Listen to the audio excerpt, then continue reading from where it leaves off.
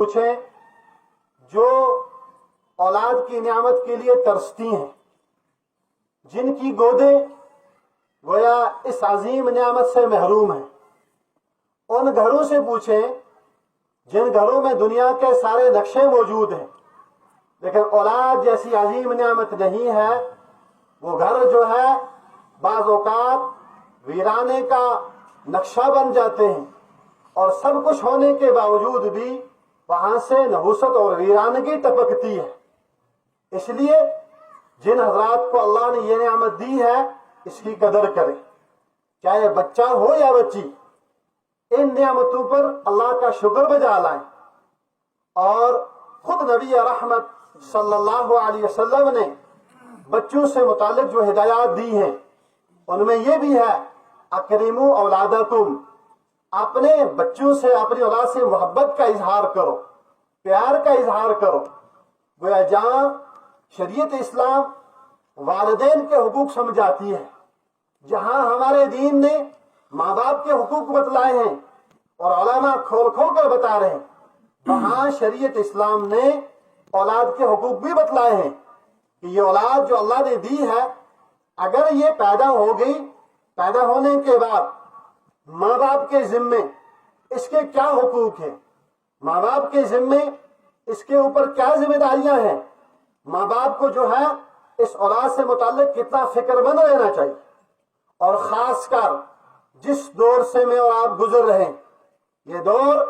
بالکل جو ہے بے فکری کا دور نہیں ہے۔ خاص کر اولاد سے متعلق، بچوں سے متعلق،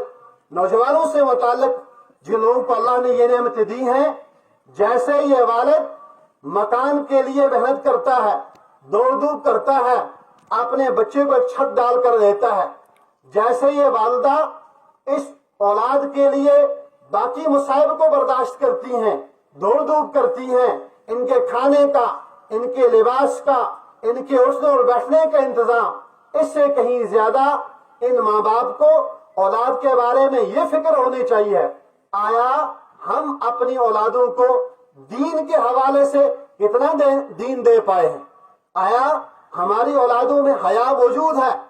آیا ہماری اولادوں میں اللہ کی ذات کا تصور موجود ہے؟ آیا ہماری اولادوں میں حضرت نبی رحمت صلی اللہ علیہ وسلم کی محبت، عشق اور پیار موجود ہے؟ آیا ہماری اولادوں میں اہل بیت کی محبت موجود ہے؟ آیا ہماری اولادوں میں قرآن پاک جیسی عظیم کتاب کی محبت موجود ہے؟ آیا ہماری اولادوں میں صحابہ کی محبتیں موجود ہیں؟ آیا ہماری اولادوں میں حیا موجود ہے؟ علماء نے فرمایا حدیث پاک کے مفہوم میں، آپ سب کچھ دے دیں اولادوں کو، لیکن اگر آپ نے اولاد کو حیا نہیں دی، آپ نے اولاد کو دین نہیں دیا، آپ نے اولاد کو اخلاق نہیں دیے، آپ نے اولاد کو انسانیت نہیں دی، آپ نے بڑا بنگلہ بنا کر دے دیا، اعلیٰ قسم کی گاڑی دے دی اور کئی قسم کے مکانات یہاں بھی دے دیے، آگے شہروں تک پہنچا دیا، بڑی ڈگری کروا دی، لیکن یوں آپ کو جواب ملے گا دین کے اعتبار سے آپ نے اولاد کو کچھ نہیں دیا تو کچھ نہیں دیا۔ یہ کوٹھی، یہ بنگلہ، یہ گاڑی اس کے کام نہیں آئے گا اگر آپ نے اس کو سادہ سے مکان دے دیا، آپ نے اس کو جو ہے دنیاوی اعتبار سے کوئی بڑی پراپرٹی مال نہیں دیا، لیکن آپ نے دین دے دیا، آپ نے اس کو باحیا بنا دیا، بااخلاق بنا دیا، قرآن پڑھنے پڑھانے والا بنا دیا، آپ نے دنیا کی ساری دولتیں اس پر لگا دی۔ اگر آپ کی بچی حیا والی بچی بنتی ہے، اگر آپ کی بچی جو ہے پردے کو زندہ کرنے والی بچی بنتی ہے، اگر آپ کی بچی اس کی زندگی میں صحابیات کا طریقہ موجود ہے، اگر آپ کی بچی اس کی زندگی میں اللہ کے پیغمبر صلی اللہ علیہ وسلم کی سنتیں موجود ہیں، آپ نے اس کو سب کچھ دے دیا۔ فرمایا جس نے اپنے اولاد کو دین دے دیا، جس نے اپنی اولاد کی صحیح تربیت کر دی، جس نے اپنی اولادوں کو آخرت دے دی، جس نے اپنی اولادوں کو اللہ اور اللہ کے رسول کا استحضاء و تصور دے دیا، اس نے سب کچھ دے دیا۔ اگر یہ سب کچھ نہیں دیا اور آپ نے دنیا کے اعتبار سے سب کچھ دیا، آپ نے کچھ بھی نہیں دیا۔ اس لیے جن حضرات نے اپنے بچوں کو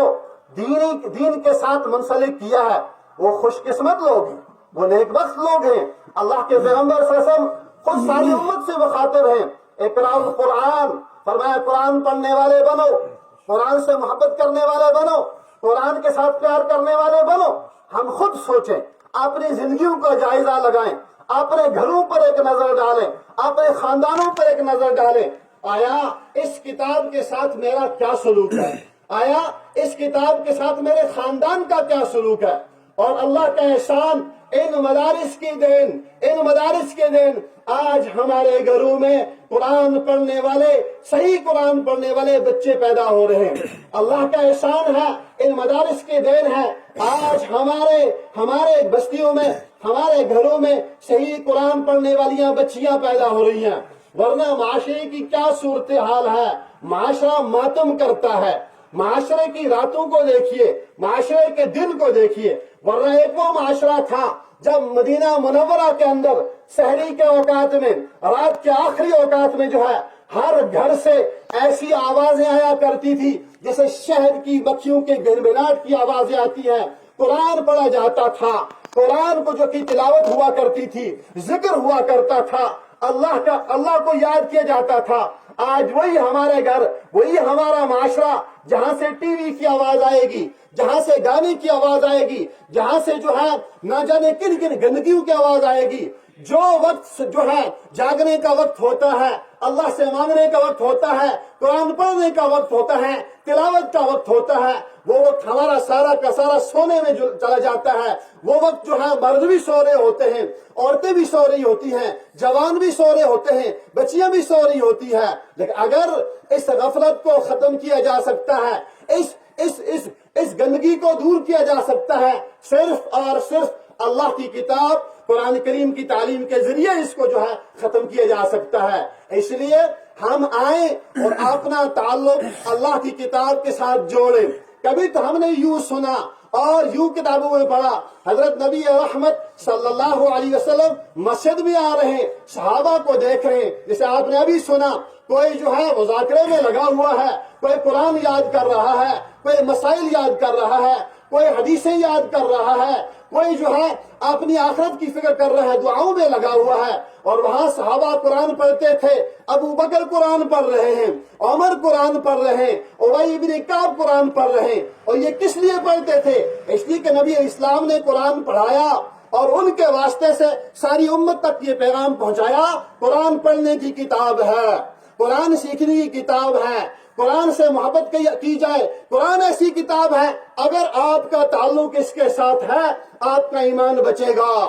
اگر آپ کا تعلق قرآن کے ساتھ نہیں ہے، آپ کا تعلق علماء کے ساتھ نہیں ہے، آپ کا تعلق اللہ کے گھر کے ساتھ نہیں ہے، آپ کا تعلق دین کے ساتھ نہیں ہے، کوئی دنیا کی ڈگری جو ہے آپ کو بے دینی سے نہیں بچا سکتی۔ علماء نے ایک واقعہ لکھا ہے، ایک نوجوان دوسرے ملک میں جاتا ہے، وہاں جو ہے جاب کرنا شروع کرتا ہے، جس جگہ اس کی نوکری لگتی ہے، عیسائی لڑکی بھی وہاں ملازمت کر رہی ہوتی ہے، اور آہستہ آہستہ اس کے ساتھ تعلقات جڑ جاتے ہیں۔ پھر یہاں تک کہ نکاح کے لیے جو ہے آمادگی کا اظہار ہوتا ہے، وہ تیار ہو جاتی ہے، میں آپ کے ساتھ نکاح کروں گی، لیکن میرے والدین کو آمادہ کرنا پڑے گا۔ والدین تک بات پہنچ جاتی ہے، والدین رضامند ہو جاتے ہیں، ہاں نکاح ہو جائے گا، لیکن ملک بھی چھوڑنا پڑے گا، اپنے ماں باپ کو بھی چھوڑنا پڑے گا، دوستوں کو بھی چھوڑنا پڑے گا، سب کچھ چھوڑنا پڑے گا، اور سنڈے کو جو ہے ہمارے ساتھ گرجا گھر میں بھی جانا پڑے گا۔ اس نوجوان نے جو ہے اس حسن پر دیوانہ ہو گیا،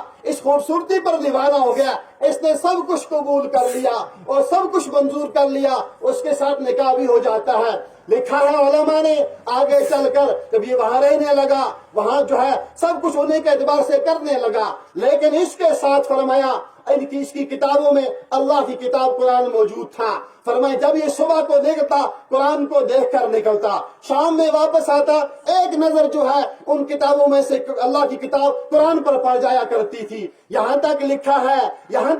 ہے ایک دن آیا، اس کو قرآن کریم انہیں اپنی کتابوں میں نہیں ملا، تو اس نے گھر والی سے پوچھا، جو عیسائی لڑکی تھی، میری وہ فلاں کتاب کہاں ہے؟ وہ نظر نہیں آتی۔ اس نے کیا جواب دیا؟ یہ وہ کتاب ہے جو نہ میں پڑھتی ہوں نہ آپ پڑھتے ہیں، میں نے اس قسم کی ساری کتابیں اٹھا کر جو ہے باہر پھینک دی ہیں، کوڑے دان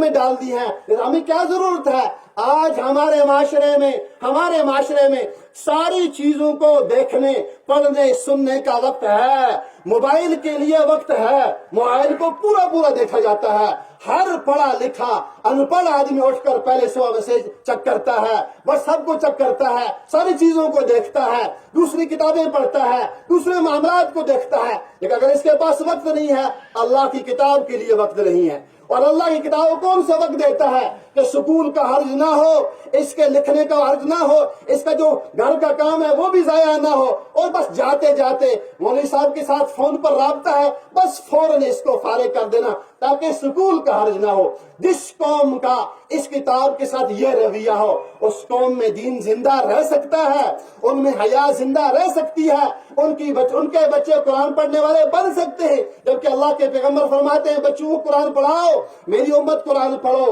کیوں؟ کل قیامت میں یہی قرآن آپ نے پڑھنے والوں کے لیے سفارشی بنے گا۔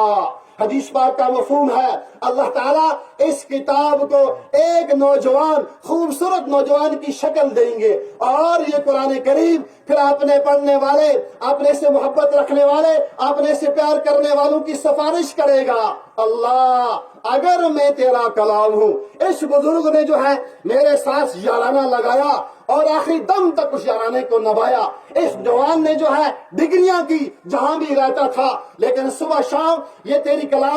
کلام کی زیارت ضرور کرتا تھا۔ یہ ماں، یہ بیٹی جو ہے اس نے تیری کتاب کا حق ادا کیا ہے، لہذا یا تو اس کے حق میں میری سفارش قبول کی جائے، ورنہ اپنے کلام میں سے باہر نکال دیا جائے۔ اور حدیث پاک کا مفہوم علماء فرماتے ہیں اللہ اس کتاب کی سفارش اس کے حق میں قبول فرمائیں گے۔ چنانچہ علماء نے لکھا ہے وہ نوجوان جب اس نے سنا کہ اس کی گھر والی نے کہا میں نے ساری کتابیں پھینک دی ہے، فوراً جو اللہ نے اس کے اندر ایک ایمانی جو ہے غیرت رکھی تھی، ایک ایمان کی چنگاری موجود تھی، وہ چنگاری جاگ جاتی ہے۔ یہ دوڑتا ہے، تلاش کرتا ہے کہاں ڈالی ہیں وہ کتابیں، وہاں کوڑے دان میں سے قرآن پاک کو اٹھاتا ہے،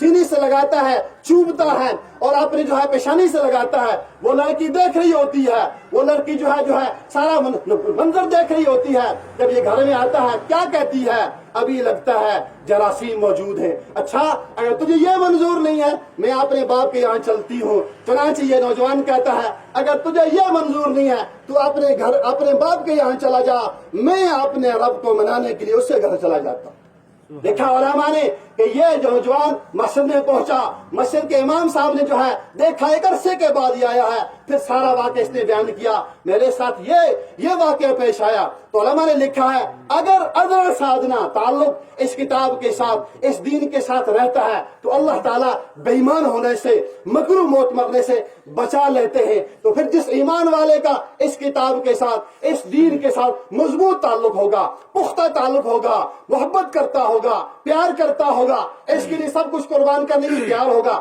تو اس کا ایمان کتنا مضبوط ہوگا،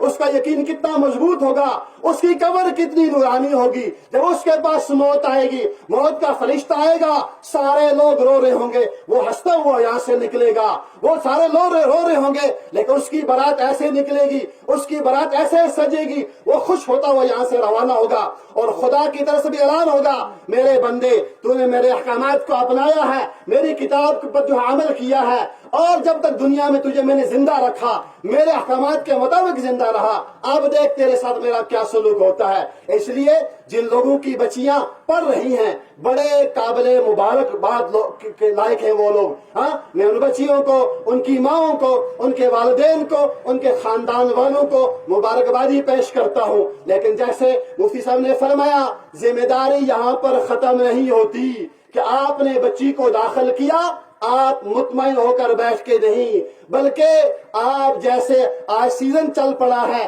سیزن کے اعتبار سے آپ اپنی باڑی کو دیکھتے ہیں، اپنی سبزی کو دیکھتے ہیں، اور باقی معاملات پر بار بار نظر ہے۔ ہماری گھر کی ماں بہن جو ہے اپنی گائے پر کتنی نظر ہے، اپنے مرغوں پر کتنی نظر ہے، لیکن یہ سب جو ہے فانی چیزیں